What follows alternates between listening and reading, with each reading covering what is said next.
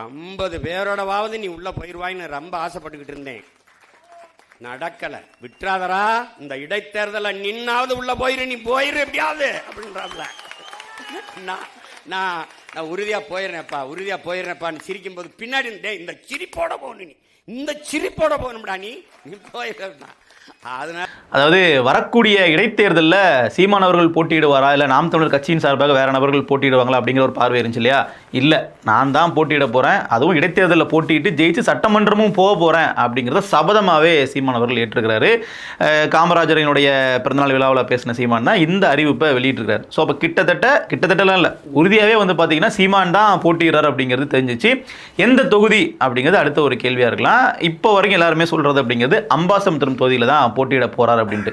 ஆனால் உறுதியாக வந்து ஜெயிப்பங்கிறாரே, அப்போ கண்டிப்பாக வந்து எப்படி தனிச்சு போட்டியிடுவார், கண்டிப்பாக வந்து ஒரு பொது வேட்பாளர் மாதிரி ஒரு கூட்டணியாக வந்து போட்டியிடுவாரோ அப்படிங்கிற ஒரு பார்வையும் இருக்குது. ஏன்னா சட்டமன்றத்துக்குள்ளே ஷுவராக வந்து போகணும் அப்படின்னா ஒரு பெரிய அளவில் ஒரு வாக்கு வங்கி வந்து வேணும். அதுவும் இடைத்தேர்தலில் ஆளுங்கட்சியவே ஜெயிக்கணும் அப்படின்னா அதை விட ஒரு பெரிய ஆதரவு தளம் வேணும். அப்போ வந்து கண்டிப்பாக திமுக அதிமுகன்ற கட்சிகள்லாம் பேசிட்டு இவர் வந்து ஒரு பொது வேட்பாளராக நிற்பாரா அப்படிங்கிற மாதிரி பலரும் பல கருத்துக்களை சொல்லிட்டு வராங்க.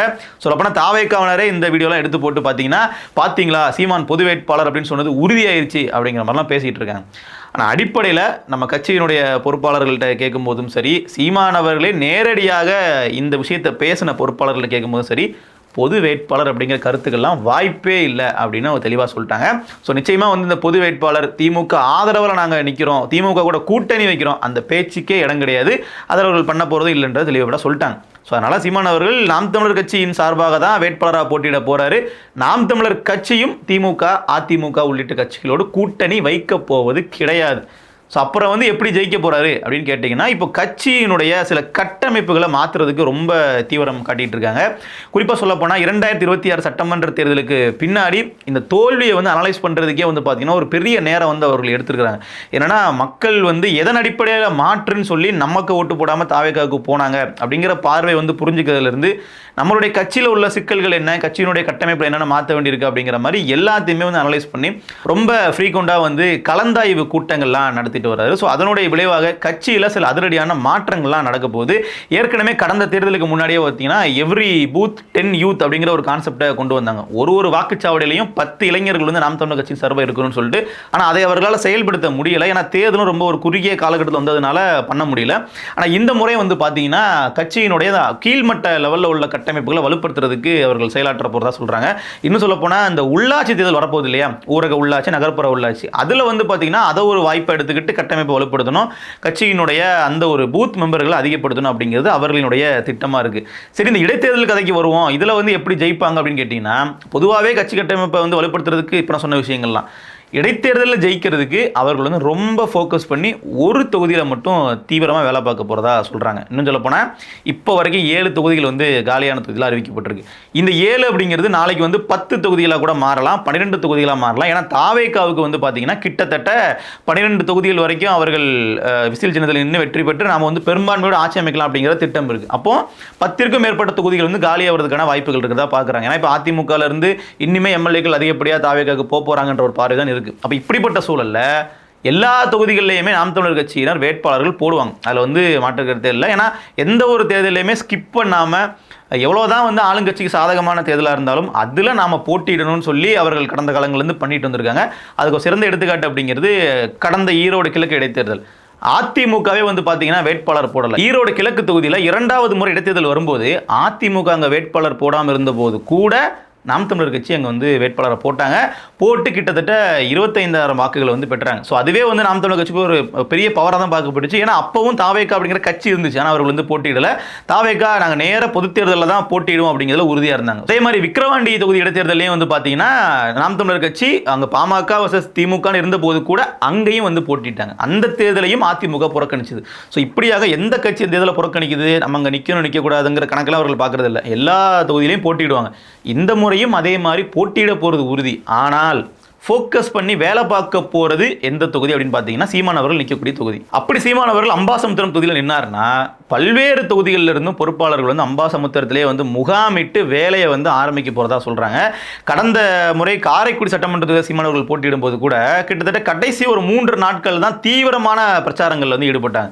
ஏன்னா சீமான் அவர்களுக்கு 234 தொகுதியும் பார்க்க வேண்டிய ஒரு தேவை இருந்துச்சு. அந்த எல்லா தொகுதிகளையும் போயிட்டு கடைசி நாள் இங்கே வரும்போது கிட்டத்தட்ட மற்ற கட்சிகள்லாம் தொடர்ச்சியாக அங்கே வேலை பார்த்துட்டு இருக்கும்போது நாம் தமிழர் கட்சி இவர்களால் என்ன முடியுமோ அதை வந்து பண்ணாங்க. ஆனால் அது பெரிய லெவலில் ஓட்டாக வந்து கன்வெர்ட் ஆகலை. காரைக்குடி அப்படிங்கிறது சீமானோட சொந்த தொகுதியாக இருந்த போதும் சீமான் அவர்களுக்கு வந்து கடந்த ஆண்டுகளில் கடந்த சட்டமன்ற தேர்தல்கள்லாம் அதிகப்படியான வாக்குகளை கொடுத்த ஒரு தொகுதியாக இருந்த போதும் இந்த முறையை சீமான் அவர்கள் அந்த காரைக்குடி தொகுதியிலேயே வந்து டெபாசிட் கூட வாங்கலை அப்படிங்கிற ஒரு மிகப்பெரிய பின்னடைவு.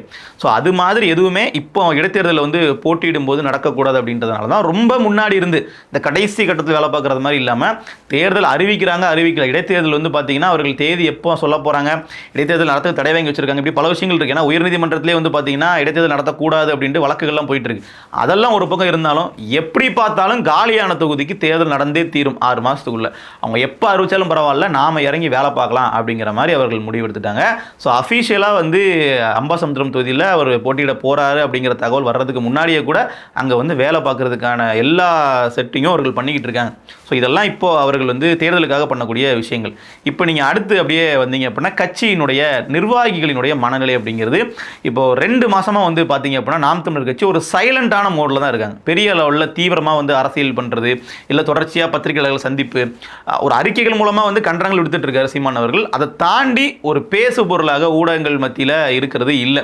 வேணும்னே தான் வந்து வாலண்டரியாகவே இவர்கள் வந்து ஊடகங்களை வந்து அவாய்ட் பண்ணுறாங்க. பெரிய லெவலில் இவர்கள் லைம் லைட்டில் வச்சுக்கிறதுக்கு அவர்கள் முயற்சி பண்ணவே இல்லை. ஸோ இது வந்து எப்படின்னு பார்த்தீங்கன்னா ஒரு விதத்தில் இந்த தேர்தல் சமயத்தில் தேர்தலுக்கு முன்னாடிலாம் வந்து பார்த்தீங்கன்னா எதுக்கு நீங்கள் விஜயவே அடிக்கிறீங்க, அவர் வந்து புது ஆளு தானே, அவர் ஒரு மாற்று அரசியல் பண்ணுறதுக்காக வந்திருக்கிறாரு, எதுக்கு நீங்கள் அதிமுகவை திட்டுறதை விட நீங்கள் விஜயை திட்டுறீங்க அப்படிங்கிற மாதிரி விமர்சனங்கள் வந்துச்சு இல்லையா.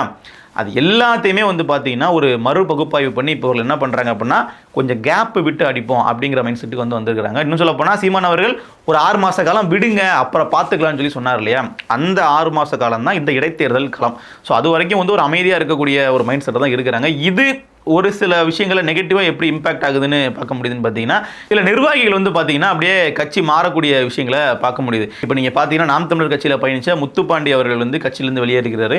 அதே மாதிரி அண்ணா நகர் தொகுதியில் வேட்பாளராக போட்டியிட்ட வழக்கறிஞர் அணியினுடைய ஒரு முக்கிய பொறுப்பில் இருந்த சங்கர் அவர்கள் அவரும் வந்து பார்த்தீங்கன்னா கட்சியிலேருந்து வெளியேறி தாவேக்காவை இணைஞ்சிருக்காரு நிர்மல்குமார் அவர்களை சந்தித்து. அப்போ இது என்ன நடக்குது அப்படின்னு நம்ம பார்க்கும்போது நாம் தமிழர் கட்சியில் இருந்தும் நிர்வாகிகள் வந்து வெளியேறாங்க அப்படிங்கிறது நமக்கு தெளிவாக தெரியுது. இப்படி வந்து நாம் தமிழர் கட்சியிலிருந்து நிர்வாகிகள் வந்து வெளியேறது அப்படிங்கிறது கட்சிக்கு ஒரு பெரிய பின்னடைவா அப்படிங்கிற ஒரு பார்வை பலர்கிட்டையும் இருக்கும். ஆனால் அடிப்படையில் பார்க்கும்போது இன்னைக்கு இருக்கக்கூடிய அரசியல் சூழல் நம்ம ஒப்பிட்டு பார்க்கும்போது இது எல்லா கட்சிக்கும் நடக்குது. நீங்கள் பார்த்தீங்கன்னா திமுகவிலிருந்து ஒரு முக்கிய முன்னாள் அமைச்சர்கள் தான் வந்து போகலை, ஆனால் கீழ்மட்ட அளவில் உள்ள ஒன்றிய பொறுப்பில் உள்ளவங்க, வட்ட பொறுப்பில் உள்ளவங்க, மாவட்ட பொறுப்பில் உள்ளவங்க முதற்கொண்டு எல்லாருமே படையெடுத்து தாவேக பக்கம் போகிறாங்க. அவர்கள்லாம் முகமறியப்பட்ட நபர்கள் இல்லை அப்படிங்கிறதுனால ஊடகத்தில் வரல. நீங்கள் உங்களுடைய ஊரில் உங்களுடைய தொகுதியில் நீங்கள் கேட்டு பாருங்கள் எத்தனை பேர் திமுகலேருந்து தாவேக போயிருப்பாங்கன்னு சொல்லி. அதே மாதிரி அதிமுக எடுத்துக்கிட்டிங்கன்னா அவர்கள் எதிர்க்கட்சிக்கும் அடுத்த இடத்துல இருக்கிறதுனாலேயே சிட்டிங் எம்எல்ஏ முதற்கொண்டு இதுக்கப்புறம் நமக்கு அரசியல் இருக்காது, நம்ம விஜய் பக்கம் போயிடலாம்னு சொல்லி போகிறாங்க.